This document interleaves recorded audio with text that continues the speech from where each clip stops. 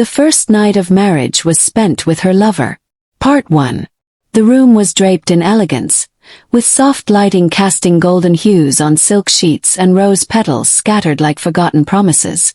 The scent of jasmine clung to the air, heavy with desire and dread. She sat silently at the edge of the bed, dressed in a crimson bridal outfit that shimmered with every breath she took. But her eyes, those wide, anxious eyes, weren't fixed on the door her husband would walk through.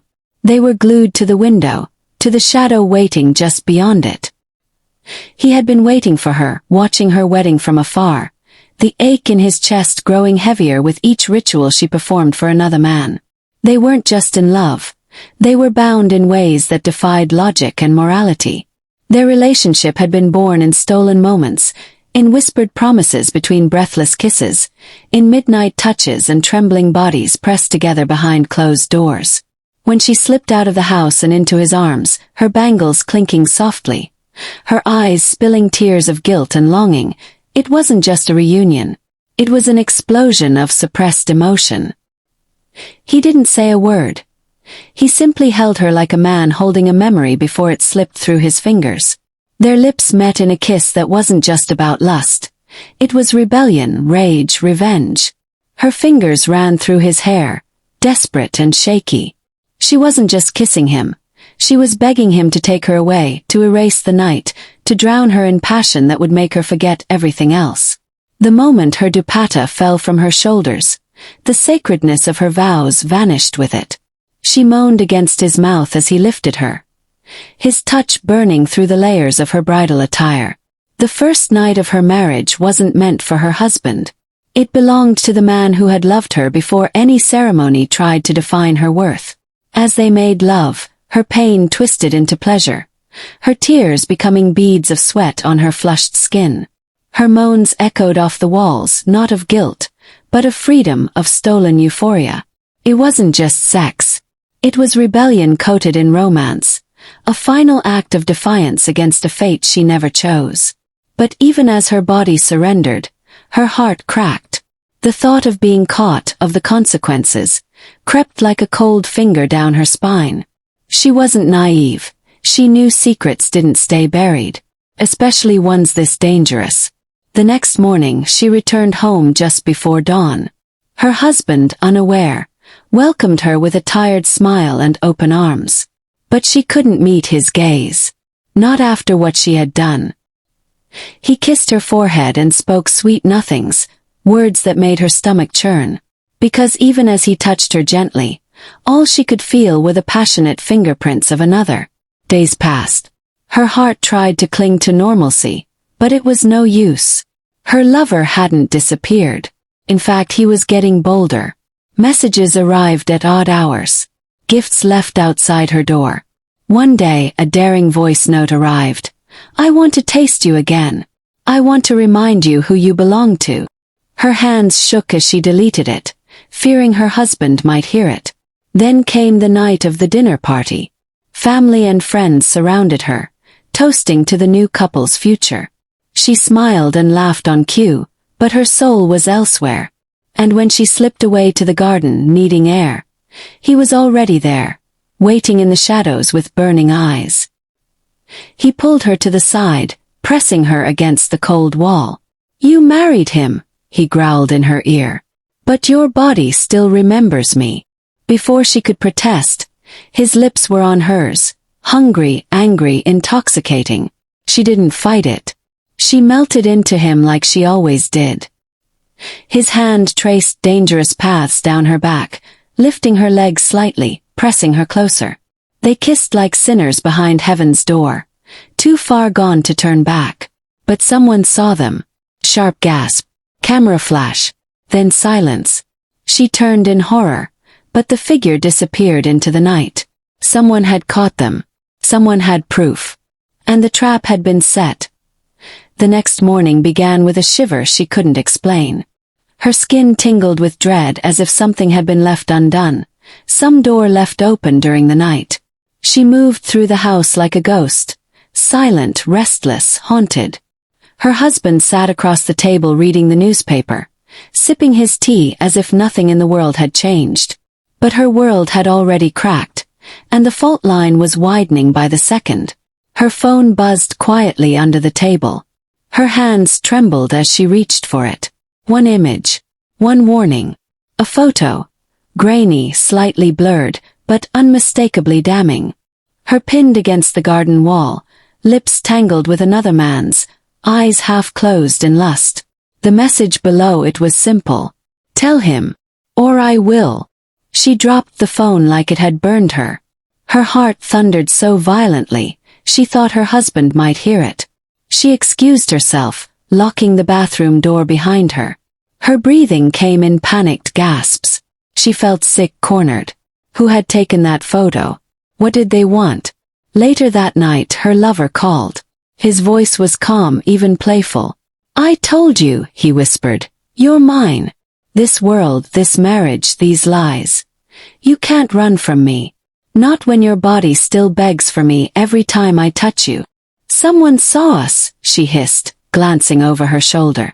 We're caught. Then let them watch, he said with a smirk in his tone. Let them see how your soul moans when I kiss you. She hated how his voice still made her weak. Her thighs clenched instinctively, memories of his mouth tracing her skin, flooding her senses. But guilt was eating her alive. She didn't want to be this woman. She didn't want to keep hurting the man who had given her nothing but kindness. And yet, every time she tried to walk away, her body betrayed her. Every time he touched her, she became someone else. Someone reckless, hungry, and unrecognizable. A few nights later, the trap tightened. Her husband came home early, quietly. He walked into the bedroom and found her sprawled across the bed, tangled in satin sheets, phone in hand, moaning softly as a voice played on speaker. It was her lover, whispering dirty things, reminding her how she tasted, telling her how her body had begged under him that night. She looked up and saw her husband's expression. Not rage, not tears, just silence. He left the room without a word. That silence was louder than any scream. The next morning the world shifted. He didn't ask. He didn't accuse. He just became colder. The space between them grew wider, but she didn't know how to cross it anymore. Not after what she had done. She begged her lover to stop. But he had no intention of backing down. You married him, he said. But you made love to me on your wedding night. That makes you mine in every way that matters. She cried in his arms one last time. But he kissed the tears away, slowly undressing her again, like peeling the layers of a broken promise. His tongue traced her scars. His fingers made her forget the world. Her moans grew louder, and her body trembled again. She didn't want to want him, but she did. And then everything exploded. One afternoon, while returning home from a secret meeting, she walked into the house to find the dining room full. Her husband, his brother, his best friend, his parents, and on the table a TV screen paused. Video. Her moaning, her crying out in ecstasy, her begging her lover not to stop. She dropped to the floor, knees giving out. It was over. Her husband stood, walked over and leaned close. His voice was ice. You gave yourself to another man on the night you became my wife. Now watch what happens when I give myself to revenge. He turned and walked away. Her screams followed him. Her life shattered. Her reputation burned. But it wasn't over yet. Because what she didn't know was, this was all part of someone's plan. A trap not just for her body, but for her soul. The days that followed were like wandering through a graveyard of her own choices. Every room in the house felt like a courtroom. Every glance from the people around her felt like a sentence being read. Her phone stayed silent now. No more messages from her lover. He had vanished as swiftly as he had entered, leaving her drowning in the chaos he helped create. The family she had married into turned cold. Whispers followed her like shadows. Her in-laws refused to speak her name. Her husband didn't touch her, didn't look at her. He didn't need to. The silence was more punishing than violence. She found herself staring into mirrors, trying to recognize the woman staring back. Was she just lust and lies now? Was she anything more? Then came the night everything truly broke. She awoke in the middle of the night to noises, voices faint and hushed. She followed them barefoot through the corridor, her breath uneven, her heartbeat wild. What she saw froze her in place. Her husband, sitting in the living room, with the man she had betrayed him with. They were laughing. The two men, one she married, one she moaned for, were sipping drinks together like old friends. The lover looked up, smirked at her and said, "Told you she'd break first." Her husband chuckled.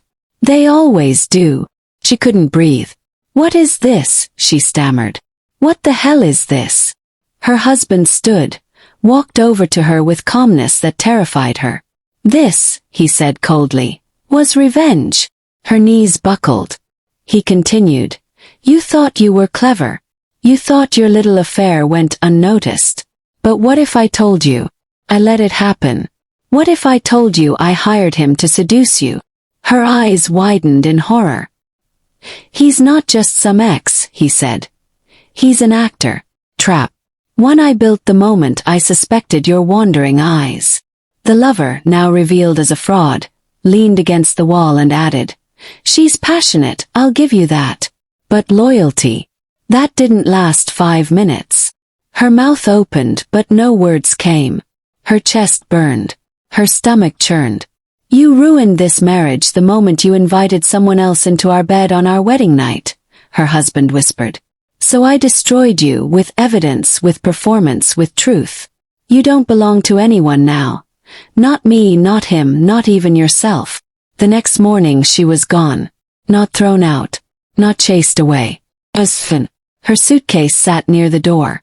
Her wedding dress, torn and stained, lay discarded in the corner. No one asked where she went. No one wanted to know. But the whispers continued, about the beautiful bride who betrayed her husband on their wedding night, only to find herself outplayed, outloved, and outwitted. She had chosen lust over loyalty, and in return she lost everything: love, trust, reputation, even her own reflection. Because in the end, the night she thought she had won, the night she gave herself to her lover, was the very night she walked straight into a perfectly planned trap. And it cost her everything. Forever.